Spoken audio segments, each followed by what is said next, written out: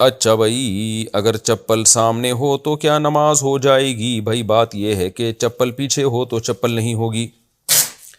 انشاء صاحب نے انڈیا سے پوچھا ہے کہ اگر نمازی کے آگے چپل رکھی ہو تو کیا نماز ہو جاتی ہے؟ چپل کو ہٹانا ضروری ہے؟ ہو جاتی ہے بھائی نماز۔ ہمارے ہاں تو آگے سے بھی نمازیں وہ چپلیں ہٹا لیتے ہیں۔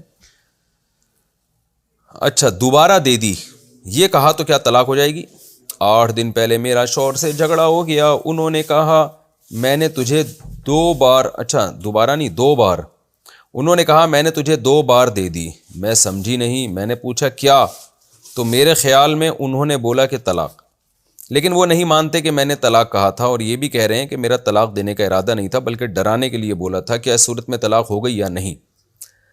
دیکھیں، اگر پہلے سے یہ بات چل رہی تھی، شوہر نے، لڑکی نے کہا کہ آپ مجھے طلاق دے دیں، یا کسی نے کہا کہ اپنی بیوی کو طلاق دے دے، اس پہ جواب میں شوہر نے کہا میں نے 2 بار دے دی، تو پھر 2 طلاقیں ہو جائیں گی۔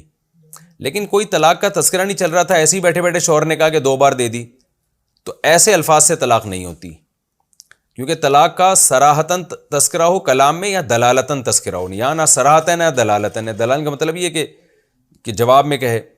اچھا، جب شوہر نے کہا میں نے 2 بار دے دی، بیوی نے پوچھا کہ کیا دے دی، شوہر نے کہا طلاق، تو بھی طلاق ہو جائے گی 2 بار۔